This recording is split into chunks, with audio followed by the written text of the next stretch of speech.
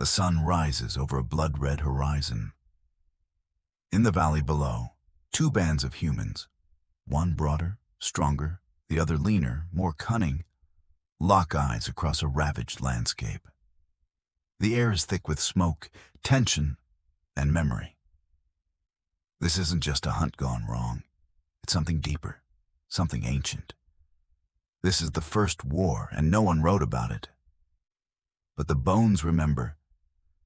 What if the first war in history wasn't fought with armies, but with fear, fire, and stone? What if the enemy wasn't a predator, but another kind of human? It's easy to forget we weren't the only ones. For most of human history, Homo sapiens shared this earth with other human species. And the most formidable of them all were the Neanderthals. Not some primitive side branch, but a group as human as us, forged in the cold, brutal crucible of Ice Age Europe. Imagine them. Shorter, stockier, incredibly strong. Their bones were thick, dense. Their grip strength could crush stone tools we'd barely dent. These were survivors, evolved for a world where winter never truly ended, and every day tested your right to exist. Homo sapiens, on the other hand, were leaner, faster, built for endurance. We came out of Africa with long limbs, restless minds, and a drive to keep moving, across deserts, forests, tundras. Two types of humans, two evolutionary bets, one molded by cold, isolation, and adaptation, the other by heat, change, and curiosity. And for a long time, we didn't meet. While Neanderthals hunted mammoth and rhino in the shadows of glaciers, Homo sapiens wandered across the open savannas of Africa, chasing gazelles under the burning sun. We had different tools, different fire, different stories, different skies. But sometime around 60,000 years ago, the ice shifted, the winds changed, and a wave of Homo sapiens began pushing northward, across the Sinai, into the Levant, and beyond. It wasn't dramatic. It wasn't an invasion. Not yet. It started with footprints on shared land, parallel lives, the kindling of two worlds about to collide. What happened next is one of the greatest mysteries in human history. Because for a brief moment in time, two species of humans stood face to face on the same Earth. But this planet wasn't big enough for both. They saw smoke before they saw each other. A curl of ash on the horizon, firelight flickering in a cave where no fire should be. The first meetings between Neanderthals and Homo sapiens weren't on battlefields. They were quiet, cautious, primal. Two families, two hunting parties, two groups that looked almost the same. But not quite. Neanderthals were broader in the face, with sloped brows, large noses adapted to cold air. Their eyes, deep-set and wary, scanned the strangers with suspicion. Homo sapiens had smaller faces, sharper chins, and eyes that danced with questions. Did they speak? Maybe. Both species had vocal cords. Both likely had some form of language. Maybe it started with gestures, a raised hand, a pointed spear, a shared glance over a hunted deer. Imagine the tension. Weapons clenched, children hidden, elders whispering warnings. Were these others prey, predator, kin? We'll never know the exact words, but their meanings echoed in stone and fire. At first, there may have been peace. In fact, the archaeological record hints at moments of cooperation, shared tools, shared spaces, even sometimes shared blood. Yes, they interbred. You, reading this now, probably carry Neanderthal DNA. Between 1% and 4% of your genome comes from them. Which means there was more than conflict. There was contact, touch, maybe even love. But survival has no sentiment. Resources were limited, game was scarce, and Homo sapiens, with our lighter frames, better distance running, more complex tools, began to spread faster. We gathered in larger groups, shared ideas, and adapted to change with terrifying efficiency. To the Neanderthals, we were strange and numerous, a creeping shadow, a swarm. And the more we moved in, the more they disappeared. But was it disease, competition, or something darker? The first meetings may have ended in silence, but the story was just beginning. They didn't vanish all at once. For tens of thousands of years, Neanderthals and Homo sapiens coexisted across Europe and Western Asia. But slowly, almost invisibly, the balance began to tip. It wasn't some dramatic extinction event. No meteor, no plague, just a quiet erasure. Neanderthal sites began to vanish from the archaeological record. Fewer tools, fewer bones, and then none. So what happened?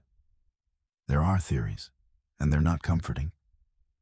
Some scientists believe climate change played a role. Ice age cycles that made survival harder in the north.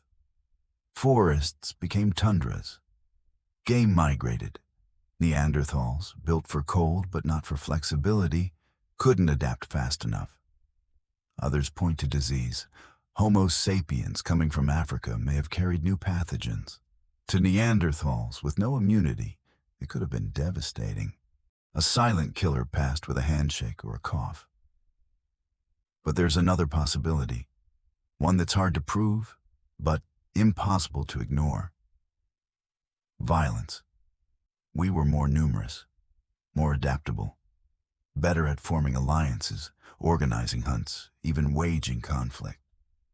If territory was scarce, would our ancestors have fought for it? Picture it. A band of Homo sapiens finds a cave already occupied.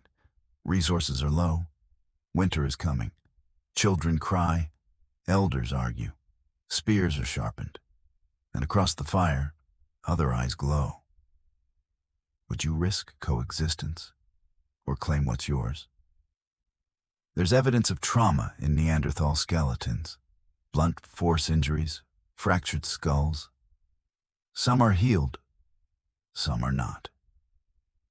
We'll never know if those wounds were caused by accident or by war. But here's what we do know.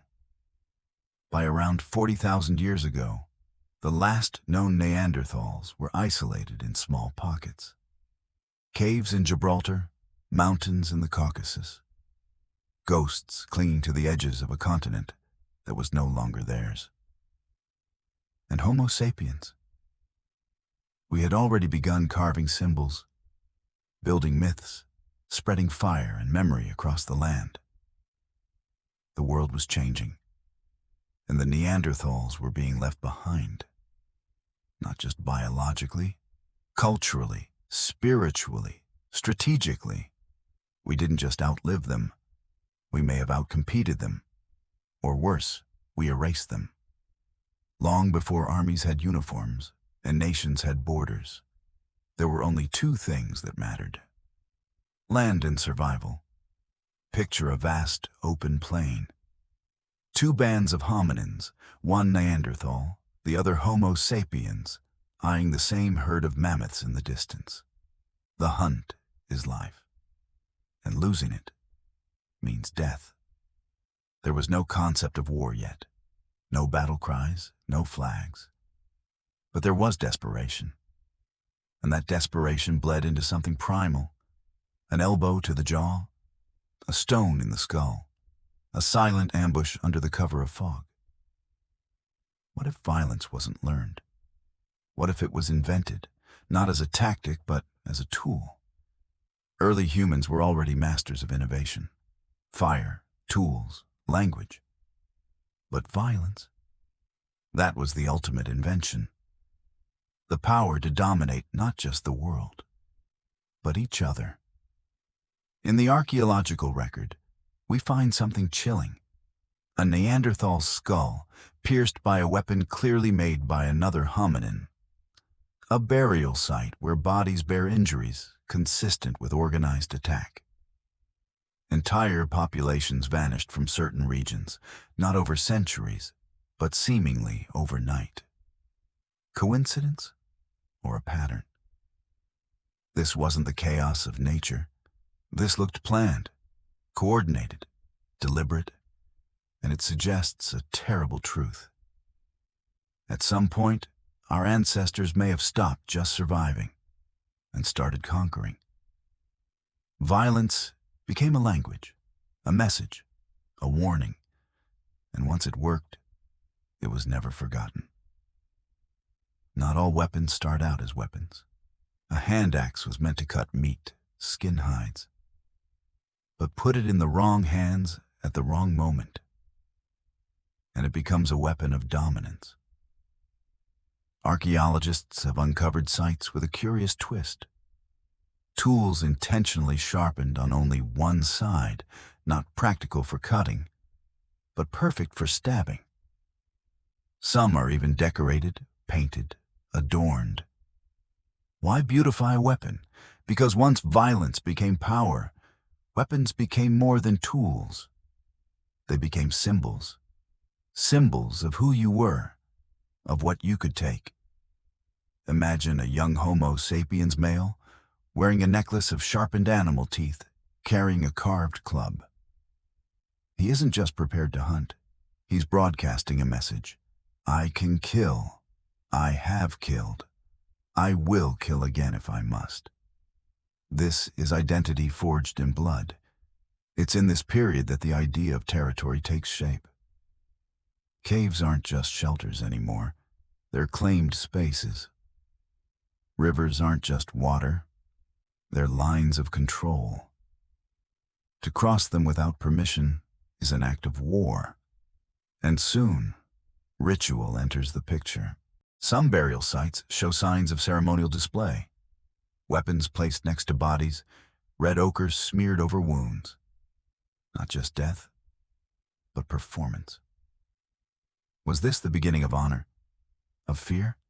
Of myth? Violence, now, had a story, and stories have power, especially when told with blood. You didn't need a throne to command. All you needed was respect. And in the world of early humans, respect was earned with results.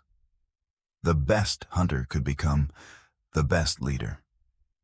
And the leap from hunting to ambushing enemies wasn't far. After all, the skill sets were identical. Tracking, planning, striking when the target was vulnerable. It's no coincidence that the same tactics used to stalk bison were soon used to outmaneuver rival clans.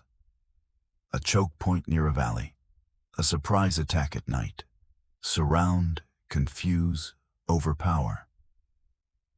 This was strategy born in the wild. And while Neanderthals were strong, brutally strong, they may not have matched Homo sapiens in coordination. Our ancestors painted stories on cave walls, shared plans across generations, trained young minds to listen, mimic, organize. In the battlefield of evolution, that was the secret weapon, not brute force, but foresight. There's evidence of group-level violence, mass graves where bodies show signs of coordinated slaughter, burned villages, sites where tools from multiple cultures are found buried together along with the dead. Were these raids, retaliations, or just the beginning of something darker? Because when violence becomes organized, it becomes warfare. And once warfare begins, everything changes. Food isn't just for eating. It's for controlling others. Caves aren't just homes, they're strongholds. And leaders aren't just hunters anymore. They're warlords. The first generals of the Stone Age didn't wear armor. They wore wolf pelts. They painted their faces with ash and ochre. And they led with the same quiet command they used on the hunt. They didn't fight for glory. They fought for survival. And in that, nothing has changed. The cold was returning, not all at once, but slowly, steadily. Glaciers crept forward, forests thinned, animals migrated or died, and the land that once stretched wide and wild was disappearing. For Neanderthals, this was a nightmare. They had evolved for the cold. Powerful bodies, short limbs, thick bones. They thrived in forests and caves, hunting ibex and woolly rhinoceros with silent expertise. But as the climate shifted, so did the rules.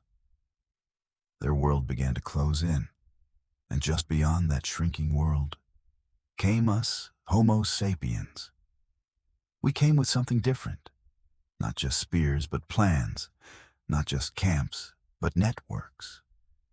We carved paths across the continent, from Africa into the heart of Europe. And we didn't just hunt. We expanded. At first, maybe it was accidental. Two groups crossing paths by the river. A stolen kill, a tense standoff. But over time, it escalated. Territory became conflict. Conflict became pattern. And the Neanderthals, for all their strength, were being boxed in, like wolves driven into smaller and smaller corners of the forest. They were outnumbered, outorganized, and soon outlasted.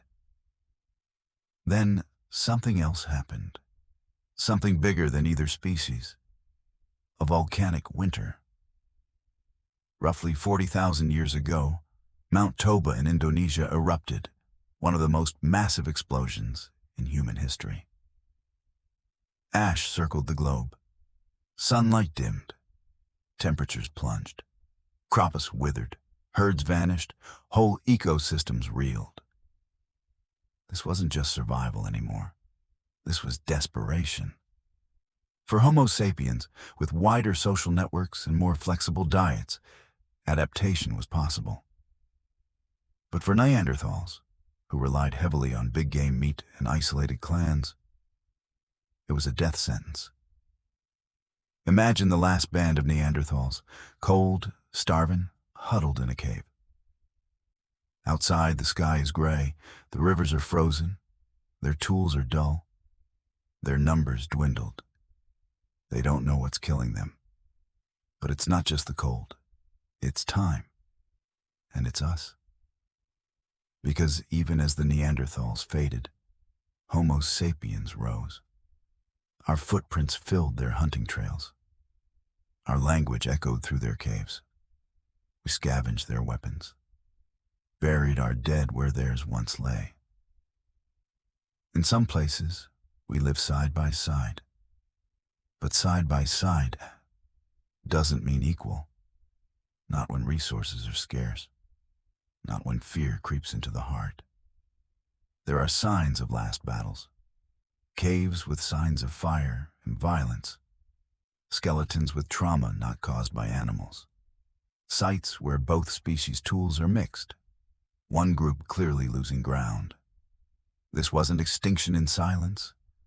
It was the last stand of a people, fading not into myth, but into memory. And yet, they are not gone. Not really. Because if you're reading this, chances are you carry a piece of them inside you. Neanderthal DNA lives on in modern humans, in our skin, our immune systems, even in how we feel pain or respond to cold. Their story didn't end. It changed course. Some Neanderthals didn't die fighting. They joined us. Through interbreeding, they became part of the Homo sapiens lineage. And so, even in the aftermath of conflict, there was connection. Strange, isn't it? That the species we may have wiped out also became part of our bloodline. They were not just victims, they were ancestors. And maybe that's the hardest truth of all. Our greatest enemy was never truly other. It was a different version of us, thinking, feeling, fearing, loving, trying to survive, just like we were. When we look into ancient mirrors, we see their eyes in ours, their strength in our bones, their silence in our memories. The war may have ended, but the story hasn't. And in every breath we take, some part of them still whispers, "We were here." The war may have ended tens of thousands of years ago, but the fear didn't. In fact, something strange happened after Neanderthals disappeared. Their presence lingered, not in the forests or mountains anymore, but in our minds. The other didn't die, we carried it forward. Not as fact, but as story. Early humans, now alone on the land they once shared, began to tell tales around fire-lit caves. Stories of shadowy beings in the woods. Giant men with red eyes and brutish strength. Ghosts of the old world. They weren't just making it up. They were remembering. The Neanderthals had become myth. Maybe it was guilt. Maybe it was wonder. Maybe it was the first attempt to explain the unexplainable. Why did those others vanish? Who were they really? But over time, myth swallowed memory. The fear of the wild man, the beast that looked like us but wasn't, shows up in legends around the globe. From the Yeti in the Himalayas to Bigfoot in North America, echoes of beings that once walked beside us. It's not a coincidence. It's ancestral trauma. Our first enemy became our first monster. And that's where fear turned into belief. Let's go deeper. Every culture has some version of the almost human creature. Hairy, hulking, hiding in the dark. But why? Why does this archetype keep reappearing? Because it's not just imagination. It's memory wearing a mask. We didn't just fight Neanderthals. We absorbed them, killed them, feared them. And then we needed to explain that fear long after the facts were forgotten.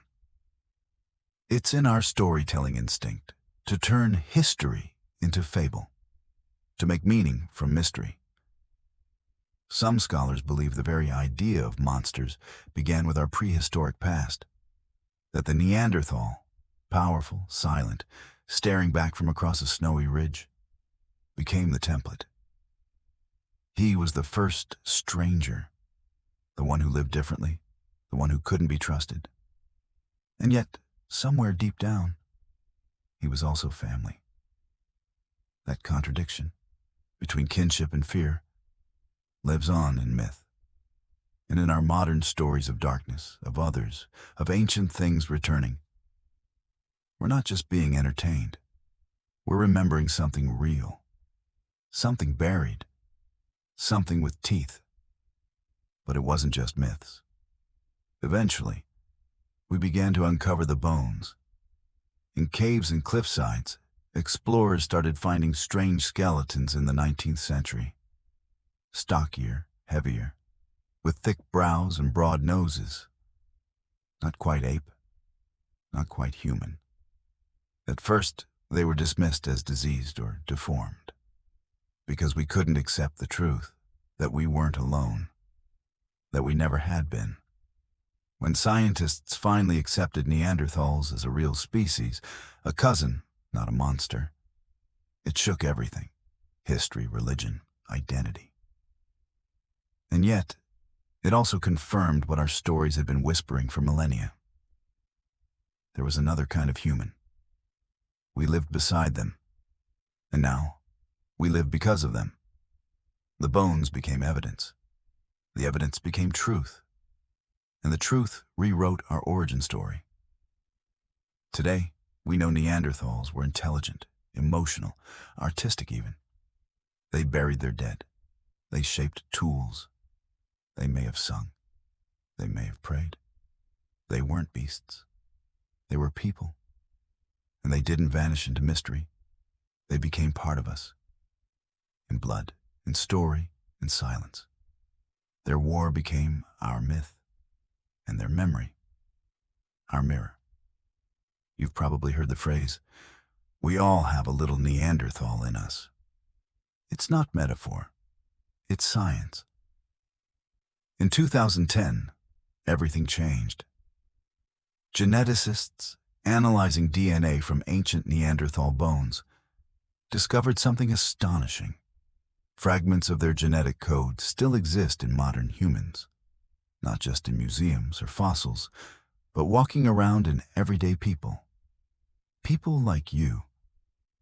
In fact, if you're of non-African descent, chances are you have between 1% and 4% Neanderthal DNA. Think about that. The species we thought was long gone lives inside us. How? Through mating. Interbreeding wasn't just a rare accident. It happened often, and for generations. Homo sapiens and Neanderthals didn't just fight or compete. They loved, formed bonds, had children. The first war ended not only in bloodshed, but in fusion.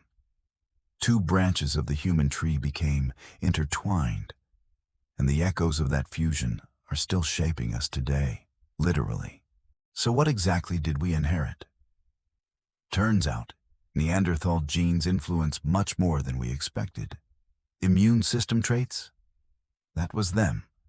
Their bodies had adapted to European climates and pathogens long before we arrived. And we took that gift. Skin tone, hair color, pain sensitivity, even how we respond to sunlight or metabolize fat, all of it has links to Neanderthal DNA. But not all of it is good news. Some Neanderthal gene variants are also linked to increased risk of depression, nicotine addiction, and even autoimmune disorders. It's a mixed legacy. Strength and vulnerability, power and cost. What's fascinating is this. Long after the Neanderthals disappeared, they continued shaping our evolution. We are not just their victors. We are their descendants. Their genes whisper in our blood. They react in our cells. They influence how we feel pain, how we survive winter, even how we dream. This isn't ancient history. This is now. For most of history, we thought Neanderthals were gone. But now we know.